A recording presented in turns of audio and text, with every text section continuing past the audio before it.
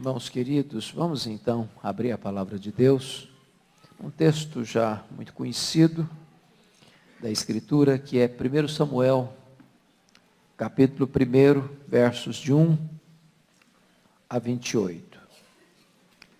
1 Samuel, capítulo 1, verso 1 ao 28º.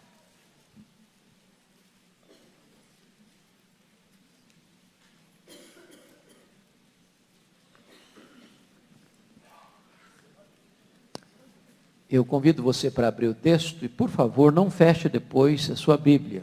Eu preciso que você acompanhe comigo a exposição do texto.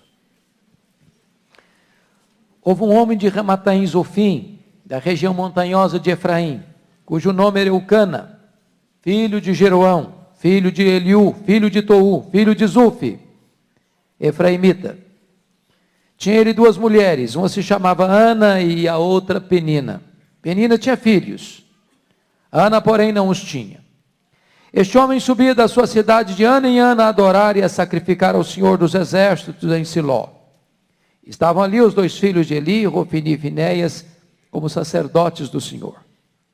No dia em que Eucana oferecia o seu sacrifício, dava ele porções deste a Penina, sua mulher, e a todos os seus filhos e filhas.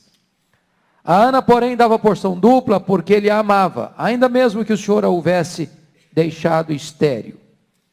A sua rival a provocava excessivamente para irritar, porquanto o Senhor lhe havia cerrado a madre.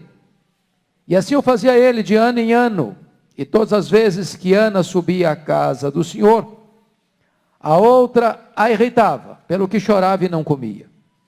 Então Eucana, seu marido, lhe disse: Ana, por que choras? E por que não comes? E por que estás de coração triste? Não te sou eu melhor do que 10 filhos? Após terem comido e bebido em Siló, estando Eli, o sacerdote, assentado numa cadeira junto a um pilar do templo do Senhor, levantou-se Ana e com amargura de alma orou ao Senhor e chorou abundantemente e fez um voto dizendo: Senhor dos exércitos, se benignamente atentares para a aflição da tua serva, e de mim te lembrares, e da tua serva te não esqueceres, e lhe deres um filho varão, ao Senhor o darei por todos os dias da sua vida, e sobre a sua cabeça não passará navalha. Demorando-se ela no orar perante o Senhor, passou ele a observar-lhe o movimento dos lábios, porquanto Ana só no coração falava, seus lábios se moviam, porém não se lhe ouvia voz nenhuma. Por isso Eli a teve por embriagada e lhe disse: Até quando estarás tu embriagada? Aparta de ti esse vinho. Porém Ana respondeu: Não, senhor meu. Eu sou mulher atribulada de espírito, não bebi nem vinho nem bebida forte. Porém venho derramando a minha alma perante o Senhor. Não tenhas, pois, a tua serva por filha de Belial, porque pelo excesso da minha ansiedade e da minha aflição é que tenho falado até agora. Então lhe respondeu Eli: Vai-te em paz, e o Deus de Israel te conceda a petição que lhe fizeste. E disse ela: Acha a tua serva mercê diante de ti. Assim a mulher se foi seu caminho e comeu, e seu semblante já não era triste. Levantaram-se de madrugada e adoraram perante o Senhor. E voltaram e chegaram à sua casa a Ramá. Eucana coabitou com Ana, sua mulher, e lembrando-se dela o Senhor, ela concebeu, e passado o devido tempo teve um filho, a que chamou Samuel, pois dizia: Do Senhor o pedi. Subiu Eucana, seu marido, com toda a sua casa, a oferecer ao Senhor o sacrifício anual, e a cumprir o seu voto. Ana, porém, não subiu e disse a seu marido: Quando for o menino desmamado, levá-lo-ei para ser apresentado perante o Senhor, e para lá ficar para sempre. Respondeu-lhe Eucana, seu marido: Faz o que melhor te agrade, fica até que o desmames. Então somente confirme o Senhor a sua palavra. Assim ficou a mulher e criou o filho ao peito até que o desmamou. Havendo-o desmamado, levou-o consigo com um novilho de 3 anos, um efa de farinha e um odre de vinho, e o apresentou à casa do Senhor a Siló. Era o menino ainda muito criança. Imolaram o novilho e trouxeram o menino a Eli. E disse ela: Ah, meu Senhor, tão certo como vives, eu sou aquela mulher que aqui esteve contigo orando ao Senhor. Por este menino orava eu, e o Senhor me concedeu a petição que eu lhe fizera. pelo que também o trago como devolvido ao Senhor por todos os dias que viver, pois do Senhor o pedi. E eles adoraram ali o Senhor. Eu quero pensar com vocês sobre o tema: mãe, ouse consagrar seus filhos a Deus pela oração. Hoje eu quero então falar sobre esse grande desafio. O desafio de consagrar nossos filhos a Deus, entendendo que eles são herança de Deus. E consagrá-los por meio da oração. E eu tenho certeza que você veio aqui nesta noite porque você acredita nessa verdade. Você veio aqui nesta noite porque você entende que a sua casa, a sua família precisa de um milagre de Deus. Você veio aqui nesta noite porque você crê que Deus responde orações. Deus escolheu agir por meio das orações do seu povo. E é fundamental entender isso. A oração liga o altar ao trono, a terra ao céu. A oração une a fraqueza do homem com a onipotência divina. Tudo quanto Deus pode fazer, a oração pode. Porque a oração é acionar o braço do onipotente. Deus é livre para agir, mas aprove a Ele agir por meio da oração. Logo, amados irmãos, precisamos entender que para Deus não há impossíveis. Ele é o Deus que opera maravilhas. Por isso você e eu podemos orar por grandes causas, por grandes sonhos, por grandes milagres. Eu quero trazer então aqui à sua memória a história de Ana e a sua experiência vitoriosa de oração. 4 verdades vão ser aqui destacadas no texto. Primeiro, a necessidade da oração. Segundo, a natureza da oração. Terceiro, a forma da oração. E último, 4º lugar, o resultado da oração. Vamos olhar então a necessidade da oração. Ana está enfrentando muitos obstáculos na sua vida, na sua família. Mas os obstáculos, longe de apagar a chama da devoção no seu coração, é combustível no altar do seu coração para ela orar mais. Eu queria então destacar por que essa mulher precisa orar, como é que era o contexto em que ela vivia. Primeiro, os valores espirituais estavam em decadência. Nós sabemos que ela viveu no período dos juízes, no final do período dos juízes. Esse período durou 330 anos aproximadamente. E foi um período de decadência. Decadência espiritual, decadência política, decadência moral, decadência familiar. E é nesse pano de fundo, é nesse cenário cinzento de crise na nação, na religião, na família, é que Ana é levantada por Deus para orar. E orar por um filho que haveria de nascer. Ou seja, a crise que o Brasil enfrenta, a crise que o mundo enfrenta, a crise de desconstrução da família, a crise que entrincheira e encurrala a família, não deve ser motivo de nos desanimar. Ao contrário, de nos fortalecer ainda mais para buscar a Deus em oração em favor da nossa casa. Segundo, por que ela precisava orar? Porque os valores familiares estavam um verdadeiro colapso. Notem comigo o verso 2, que diz que Eucana tinha 2 mulheres. Isso deve soar estranho no nosso ouvido. Porque aqui, a poliginia, um homem ter mais de uma mulher, fere o princípio de Deus. Porque o propósito de Deus é deixa o homem, seu pai, sua mãe, se une à sua mulher, não às suas mulheres. Quando Deus referenda o preceito da criação na lei moral, está lá no 10º mandamento, não cobiçarás a mulher do teu próximo. E já essa época, em muitas culturas, a poligamia estava estabelecida. Mas o preceito de Deus não muda. O fato de você encontrar homens de Deus, que viveram essa triste realidade dos casamentos poligâmicos, não chancela, não valida, não aprova os casamentos poligâmicos. Isso é uma decadência. E notem vocês que, embora Eucana fosse um homem que buscava a Deus, que frequentava a casa de Deus, que oferecia sacrifícios a Deus, a casa dele vive uma crise. A casa dele está dividida. A casa dele vive fora do padrão da vontade de Deus. E quando a família enfrenta esse tipo de colapso relacional, mais do que nunca é necessário orar. Mais do que nunca é necessário buscar a presença e a bênção de Deus. Terceiro, a sua doença era um sinal de fracasso conjugal e de juízo divino. Se você perceber no verso 2, somos informados aí que Penina tinha filhos, Ana, porém, não os tinha. Se você olhar no versículo 5, diz que o Senhor a deixou estéril. Se você olhar no versículo 6, o Senhor lhe cerrou a madre. E a esterilidade naquela época, irmãos, era uma coisa tão séria, que era motivo, inclusive, dentro da cultura, para um divórcio. Alguns estudiosos acreditam que o casamento de Eucana com Penina foi devido ao fato de Ana, sua mulher, não poder lhe dar filhos. Então essa mulher vive debaixo de um estigma. Ela vive debaixo de uma marca pesada.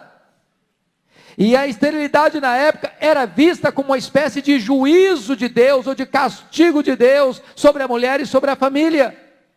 E é nesse cenário de dor, de tristeza, é que essa mulher entende que ela precisa buscar a Deus em oração. Quarto lugar, por que ela precisa orar? Por causa da hostilidade de Penina, sua rival. Veja comigo o versículo 6. A sua rival a provocava excessivamente para irritar. Eu chamo a sua atenção para a palavra. A provocava para irritar? Não. A provocava excessivamente. Você já foi provocado excessivamente? Você sabe o que é isso? Não é alguém que irrita você, não. É alguém que provoca excessivamente, deliberadamente, propositadamente, injustamente, cruelmente. Nas horas mais complicadas da vida, dá uma pisada, dá uma futucada, dá uma cutucada, dá uma humilhada. Ana vivia, de certa forma, não apenas com a dor da esterilidade, ela vivia também com o sofrimento da hostilidade dentro de casa.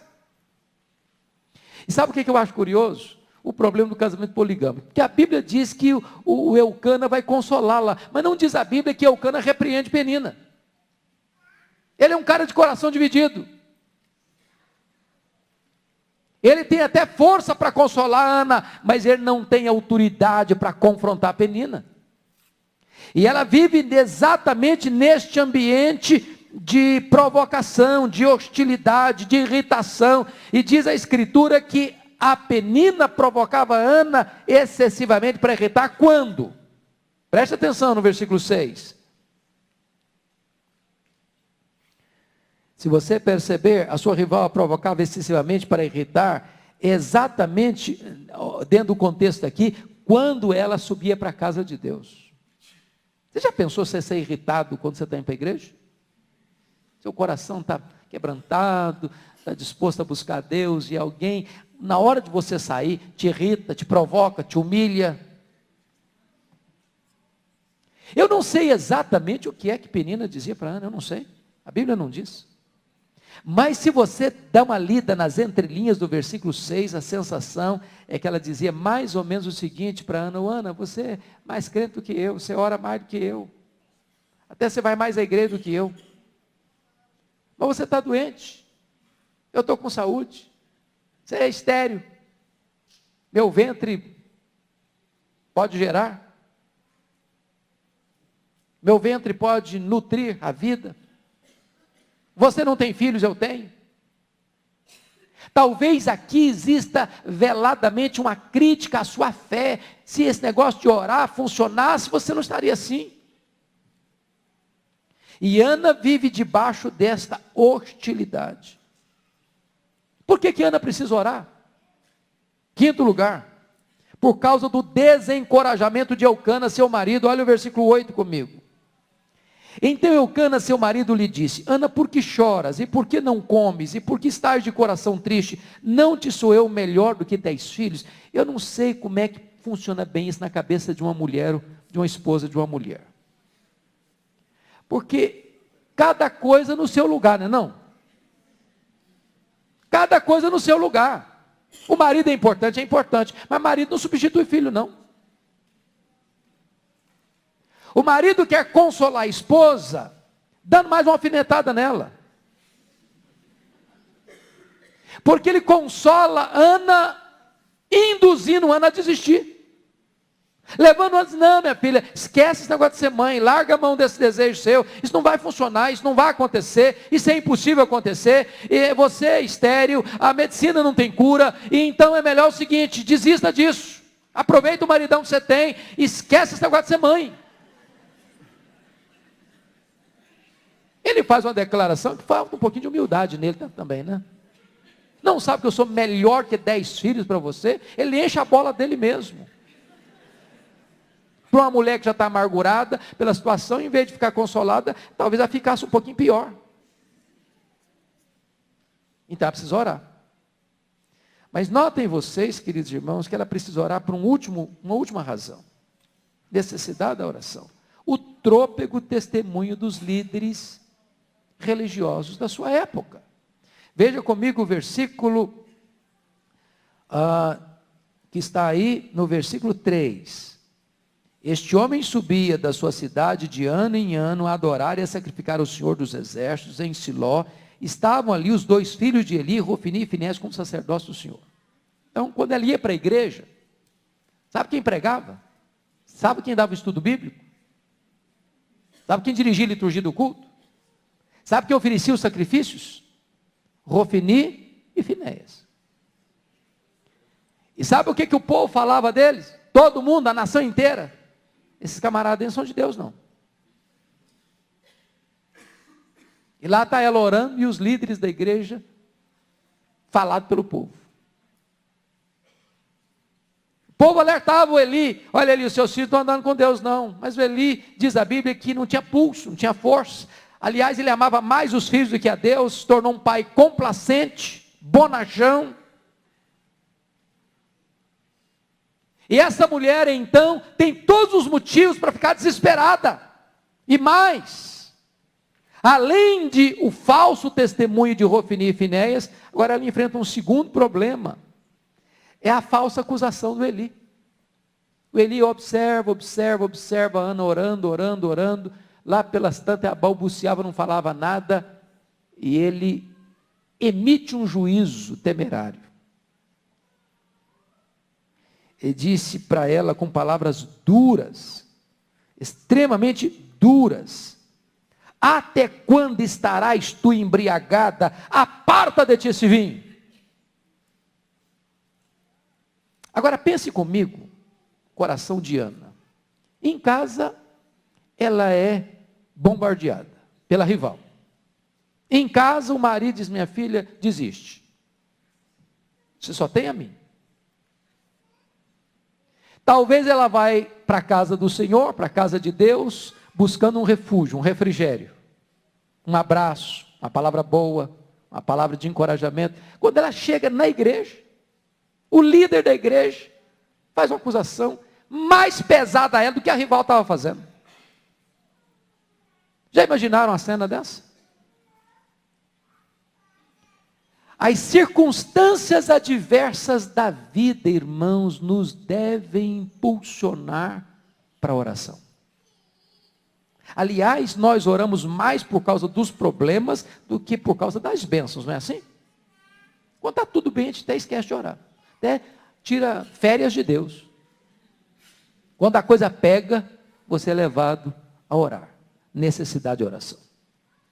Deixa eu partir para o segundo ponto, a natureza da oração. Os obstáculos não desanimaram Ana, mas tonificaram a sua fé. Ela passou a orar com mais fervor ainda. E sua oração, primeiro, É um reconhecimento que Deus cumpre fielmente a sua palavra. Veja comigo o versículo 7. E assim o fazia ele de ano em ano, e todas as vezes que Ana subia à casa do Senhor, a outra irritava, pelo que chorava e não comia. Ela vai orar na casa do Senhor. Sabe por que na casa do Senhor? Porque havia uma promessa de Deus. Lá em Êxodo 29:43, ali virei aos filhos de Israel. Ali virei aos filhos de Israel. Você e eu sabemos disso. Você ora na sua casa, você ora no seu quarto, você ora no monte, você ora no vale, você ora na rua, você ora no táxi, você ora no carro, você ora em qualquer lugar. Não tem lugar mais sagrado que outro. Mas há uma promessa de Deus, que quando você se reúne na casa de Deus, Deus vem ali encontrar o seu povo. Onde estiverem 2 ou 3 reunidos em meu nome, ali eu estarei. Então preste atenção nisso. Não deixe de vir à casa de Deus. Não deixe de buscar a Deus, porque se você crê que Deus cumpre o que Ele diz, então há esperança para nós, quando nós caminhamos para a casa de Deus, para buscar a face de Deus. Segundo, a oração de Ana é um reconhecimento que Deus conhece os segredos do nosso coração aflito. Olha comigo o versículo 13, por favor. Porquanto Ana só no coração falava. Bonito isso, não? Falar no coração, você fala no coração? Quem escuta a voz do coração? Só Deus. Seus lábios balbuciavam, mas não tinha palavra. Mas o coração estava despejando, despejando, despejando, despejando, despejando. Sabe o que ela está entendendo? Que a dor mais profunda da nossa alma, o sofrimento mais agônico do nosso coração, o drama mais profundo que nós vivemos no dia a dia da vida, dentro da nossa casa, dentro da nossa família, Deus é o Deus que conhece. Porque Deus escuta o nosso silêncio. Tem hora que o nosso silêncio é mais eloquente para Deus do que o mais longo discurso. Deus vê o nosso gemido. Deus lê os nossos lábios. Deus sonda o nosso coração. Na palavra de Davi, no Salmo 139, a palavra ainda não chegou à minha boca, aos meus lábios, e Deus já conhece todas elas.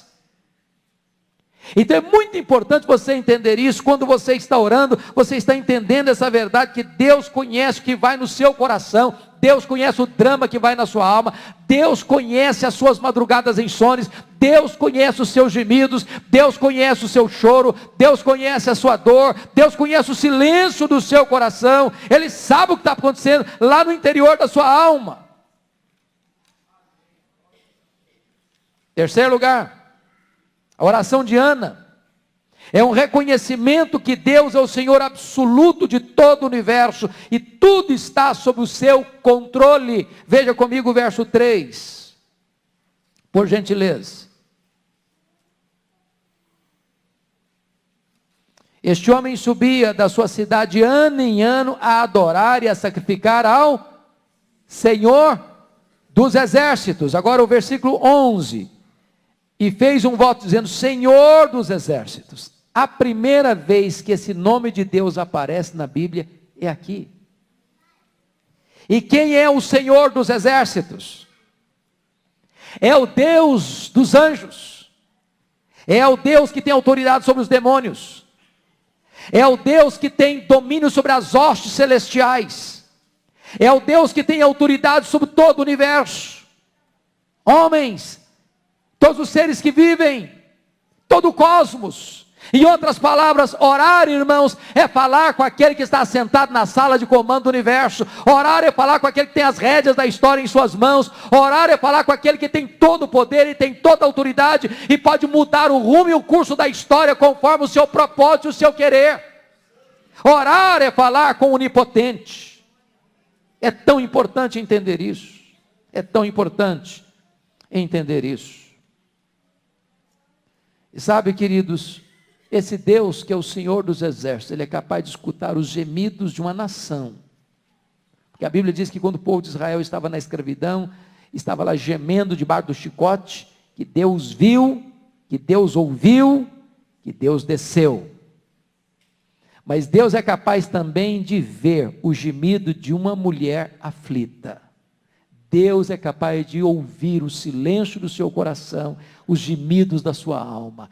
Esse Deus dos exércitos. Quarto lugar, a oração de Ana é um reconhecimento que somos servos, que nada tem a reivindicar e exigir, mas apenas a suplicar humildemente ao soberano do universo. Olha o verso 11. Senhor dos exércitos, se benignamente atentares para a aflição da tua serva, e de mim te lembrares, e da tua serva te não esqueceres. O que eu acho magnífico aqui, meus amados irmãos, é que Ana não ora, como alguns hoje querem orar, equivocadamente. Eu ordeno, eu exijo, eu determino, eu decreto, eu proíbo. Não existe a mínima chance de você orar com essa soberba, essa altivez, porque oração é o pequeno falando com o Todo-Poderoso, é o fraco falando com o Onipotente, é o dependente falando com aquele que tem controle do universo. Você só pode orar quando você se humilha, quando você se põe na posição de servo, e servo é aquele que aceita a vontade do seu Senhor, servo é aquele que se curva diante do poder e da vontade do soberano. E é assim que Ana ora ao Senhor. Quinto lugar, a oração de Ana é um reconhecimento que oração é uma súplica específica a Deus para um propósito específico. Olha o verso 11 comigo. Ela não ora por filhos, Senhor dos exércitos, se benignamente atentares para a aflição da tua serva, e de mim te lembrares, da tua serva te não esquecer, e lhes deres o quê? Um filho varão. Pedido é específico. Ela não pede filhos, nesse momento ela não pede uma filha, porque o propósito vai estabelecer por que ela pede um filho varão. Pedido é específico e o propósito é específico. Qual é o propósito específico? Ao Senhor o darei por todos os dias da sua vida, e sobre a sua cabeça não passará navalha. Ela está orando por alguém que vai ser consagrado para a obra de Deus, que vai ser um nazireu de Deus, que vai ser um instrumento na obra de Deus, e sobretudo porque era um momento de apostasia, de decadência, o sacerdócio estava corrompido, a nação estava corrompida, e ela ora: Deus, me faça um instrumento para mudar o cenário da minha nação. Eu me coloco nas tuas mãos, meu Deus, como tua serva, e se tu me deres um filho varão, este filho varão, eu quero consagrá-lo a ti, para que ele seja um homem separado para ti, para que ele seja uma bênção nessa realidade de tanta crise, de tanta apostasia, em que o nosso povo está vivendo.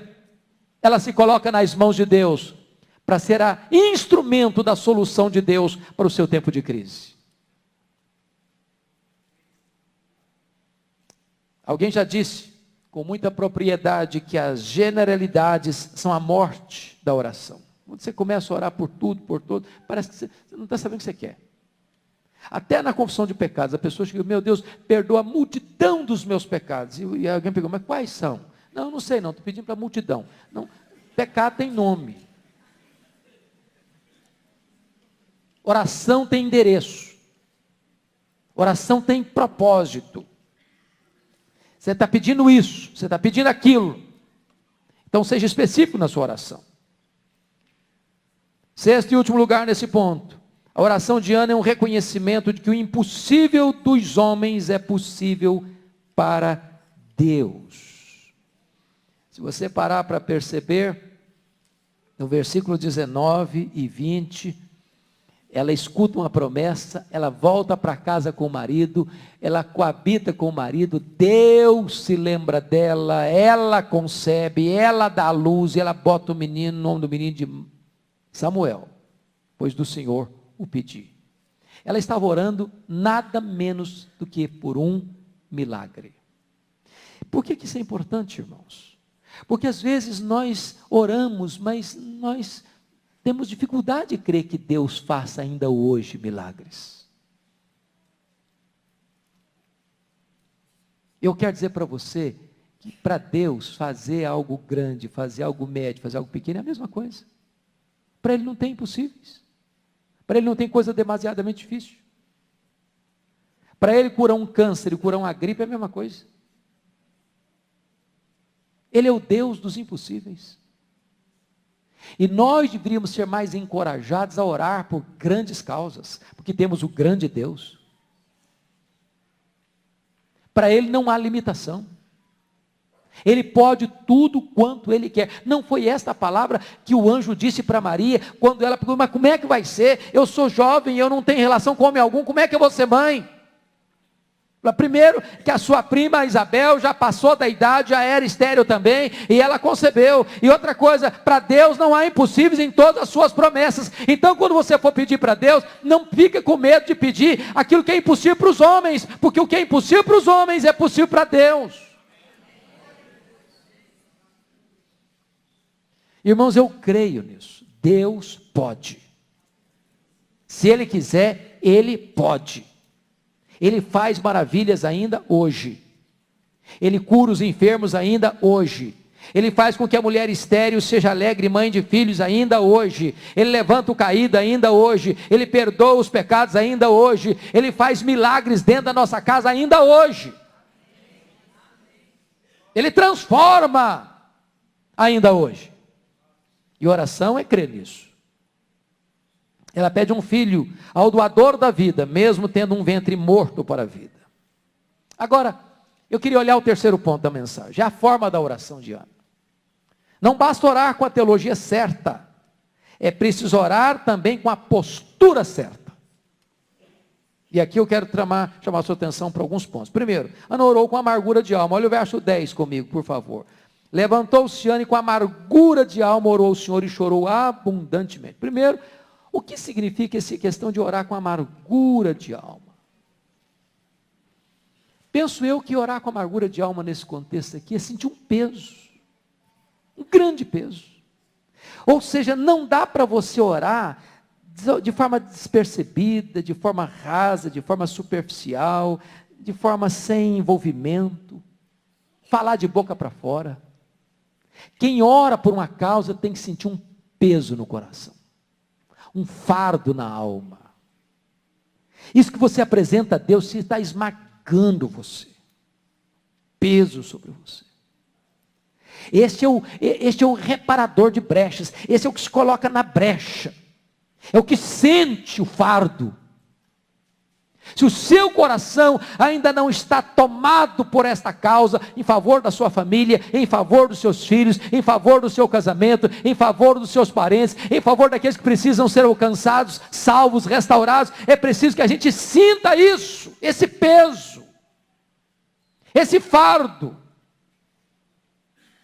Notem vocês que ela tem pelo menos 2 fardos no coração. Ela tem o problema da esterilidade dela, ela tem o problema da hostilidade da rival, ela tem um terceiro caso, que é o problema do marido, que está pedindo que ela desistisse desse projeto de ser mãe. Com todas as dificuldades, há um peso na alma dela, e ela ora com essa intensidade, com amargura de alma. Segundo, versículo 10 diz que ela chorou abundantemente. Ela não chorou. Ela chorou abundantemente. O que é chorar abundantemente? As lágrimas rolam, talvez o soluço vem, talvez há um barulho, talvez alguém fique incomodado por perto. Agora vamos parar um pouquinho para pensar nas nossas orações hoje. Nós somos uma geração que ora com os olhos enxutos demais. Precisamos de mais lágrimas nas nossas orações. Precisamos umedecer e molhar o solo duro do nosso coração com as nossas lágrimas. Os homens de Deus foram homens de lágrimas. As mulheres de Deus foram mulheres de lágrimas. Isso levou a Ambrósio dizer acerca de Mônica, que orou por Agostinho 30 anos, seu filho, e ele disse depois, um filho de tantas lágrimas jamais poderia perecer. Terceiro, Ana derramou sua alma diante de Deus. Versículos 15 e 16, notem comigo. Ana, porém, respondeu: não, Senhor meu, eu sou mulher atribulada de espírito, não bebi nem vinho, nem bebida forte, porém vinham derramando a minha alma perante o Senhor. Ô irmãos, que expressão forte é essa? Ela está derramando a alma, ela está despejando a alma. É com essa intensidade, é com essa veemência, é com essa força, é com essa disposição que essa mulher ora. Ela despeja a alma, ela derrama a alma, ela entorna a alma dela nesta oração. Agora é hora de você e eu avaliarmos: temos orado assim pela nossa casa, pela nossa família, pelos nossos filhos, derramando a alma, com ansiedade, com espírito angustiado, com peso no coração? Esse é o nosso desafio. E eu termino. O último ponto que eu quero tratar é o resultado da oração. O primeiro resultado é que ela tomou posse das promessas de Deus, nos versículos 17 e 18. Olha comigo, por gentileza. Então lhe respondeu Eli: vai-te em paz, e o Deus de Israel te conceda a petição que lhe fizeste.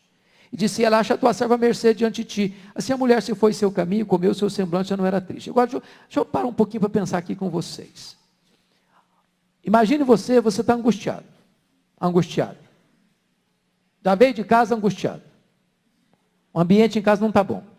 Aí você vai para a igreja esperando um refrigério. Aí chega na igreja, alguém lhe dá uma cutucada, mais pesada ainda. Pense comigo o que Maria poderia ter respondido. Ela podia ter respondido duramente ao sacerdote, não? Ela podia ter tido uma atitude de rebelião, falando: eu não volto mais aqui, pronto. Vocês acham que a gente faz isso hoje na igreja?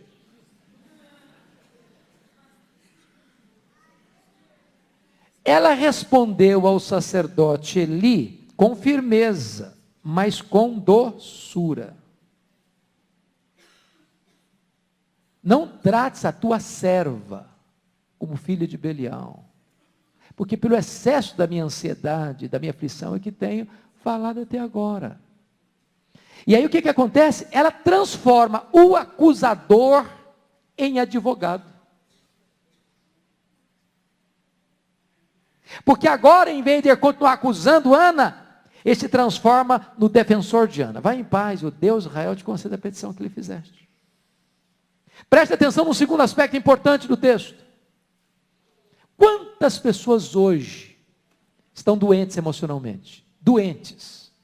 Porque um dia o pai, a mãe, o pastor, o professor, o namorado, o noivo, o marido, a esposa, o vizinho, sei lá quem foi, deu uma palavra pesada, injusta, agressiva, e aquela palavra foi hospedada no coração e aquilo adoeceu a alma. Quando Ana escuta uma palavra atravessada do sacerdote, essa palavra ela não acolhe. Mas de repente esse homem abre a boca e é um profeta de Deus: vai em paz para a tua casa. Aí essa é de Deus, essa palavra é boa. E essa palavra trouxe duas curas para Ana. Duas curas para Ana. A cura emocional e a cura espiritual. Se você perceber, ela começa a oração dela com lágrimas e com jejum. Mas ela termina esse momento com alegria, com o rosto brilhando e se alimentando. Segundo, Ana experimenta o milagre. Porque os versículos 19 e 20 revelam para nós que, ao mesmo tempo que ela sai de Siló com a cura emocional, o rosto já está brilhando, não tem mais tristeza, não tem mais semblante carregado, ela volta para casa em Ramá no versículo 20, e diz a Bíblia que ela coabita com o marido, Deus se lembra dela, ela concebe. Notem isso, irmãos, por esse milagre ela orava, por essa causa ela despejava a alma, por essa causa o espírito dela estava angustiado, por essa causa ela orava com amargura de alma, por essa causa ela chorava, por essa causa ela subia à casa de Deus, ano após ano, ano após ano, ano após ano, e então ela persevera na oração, até que o milagre se historifica na sua vida. Eu não sei há quanto tempo você ora pela sua família, eu não sei há quantos anos você ora pelos seus filhos, eu não sei há quantos anos você ora pela conversão do seu marido, da sua esposa, mas em nome de Jesus, persevere até que você veja um sinal do favor de Deus dentro da sua casa.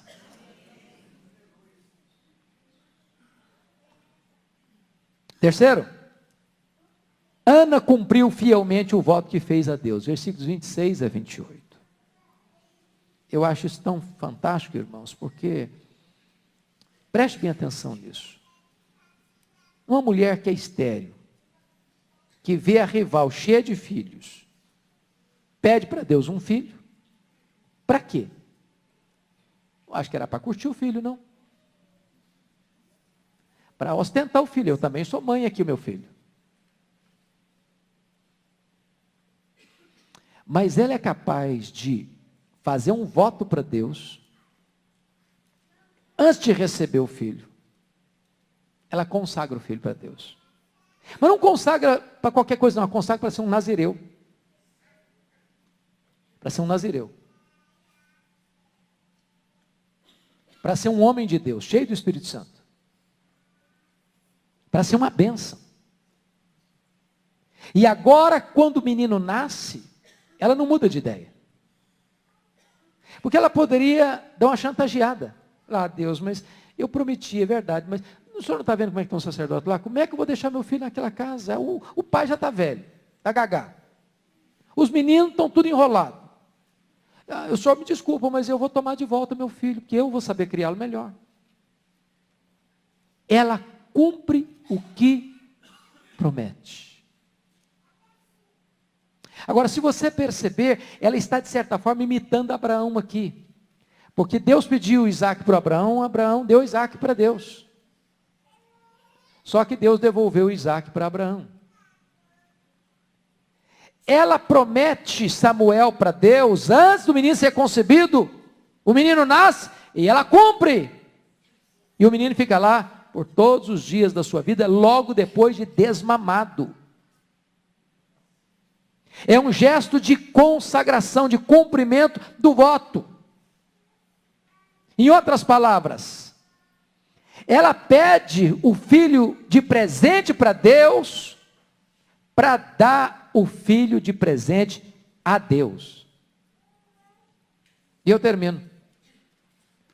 Resultado da oração é que Ana adora o Senhor. Veja comigo o verso 19. Levantaram-se de madrugada e adoraram perante o Senhor. Agora veja o verso 28. Pelo que também eu trago como devolvido ao Senhor por todos os dias que viver, pois do Senhor o pedi, e eles adoraram ali o Senhor. Chama a sua atenção para isso. Primeiro, ela adora antes do milagre, versículo 19. Segundo, ela adora depois do milagre, versículo 28.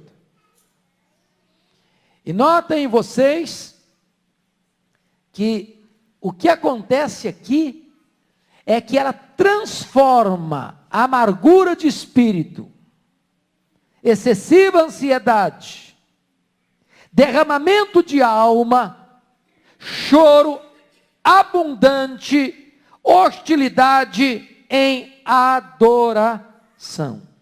Em adoração. Eu gostaria muito que nesta noite, você e eu pudéssemos pensar nisso. O que é que está no meu, no seu coração hoje? Talvez um espírito angustiado, talvez uma dor, talvez um sofrimento, talvez uma causa lá dentro da sua casa. Seu filho, sua filha, seus filhos, seu marido, sua esposa, seus pais, seus parentes. Tem uma causa doendo aí dentro. Hoje Deus pode nos dar a bênção de transformar essa dor e esse sofrimento em adoração. Em adoração. E a minha palavra para você, para encerrar, é esta. A palavra que ele disse para Ana. Vai em paz para a sua casa. E o Deus de Israel conceda a você a petição que você fez para ele. Que petição você trouxe para Deus hoje? Qual é a sua oração nessa noite? Se você precisasse ou pudesse fazer uma única oração, um único pedido, que pedido seria esse? Qual o mais urgente? Qual o mais necessário? Na palavra de Jesus ao cego Bartimeu: o que queres que eu te faça? Qual a sua causa nesta noite? Qual o seu pedido nesta noite? Qual a sua oração nesta noite? E Deus está nos dando uma palavra: vai em paz para a tua casa, e o Deus de Israel te conceda a petição que tu fizeste a Ele. Vamos orar, queridos. Vamos colocar a nossa vida diante de Deus.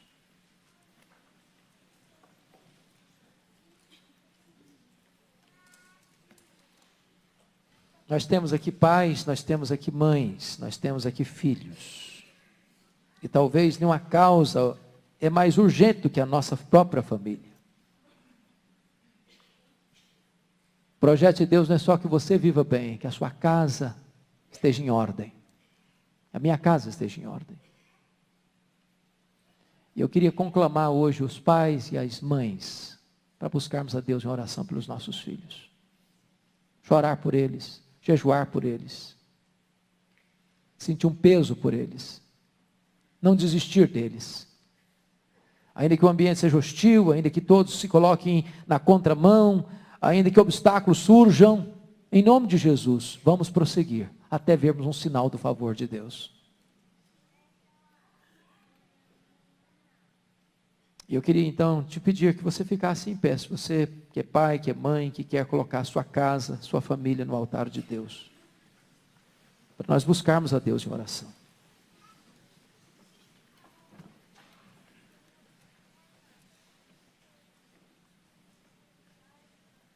A minha palavra para você é esta: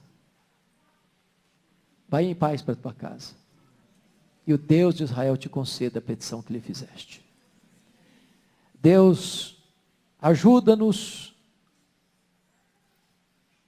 a vivermos na tua presença, a buscarmos a tua face, a derramarmos o nosso coração diante de ti, pois à semelhança de Ana vivemos um tempo difícil também.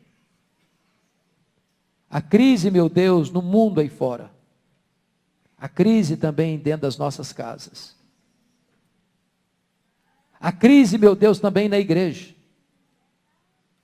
a crise, meu Deus, também no nosso coração. E a despeito disso, Deus, leva-nos à oração, às lágrimas, às súplicas, a não desistirmos jamais em nome de Jesus. Reaviva no nosso coração a importância da oração, a entendermos que tu és o Deus que está no controle, e nós somos pequenos, nós somos barro, mas tu és o onipotente Deus, que com o sinal da tua mão tu podes mudar o cenário da nossa vida e da nossa família. Aqueles que trouxeram nesta noite causas impossíveis, ó Deus, dá-lhes um sinal do teu favor. Aqueles que têm filhos longe de ti, que ainda não foram convertidos a Cristo, que nesta noite, ó Deus, haja um sinal do teu favor, e esses corações sejam dobrados na tua presença.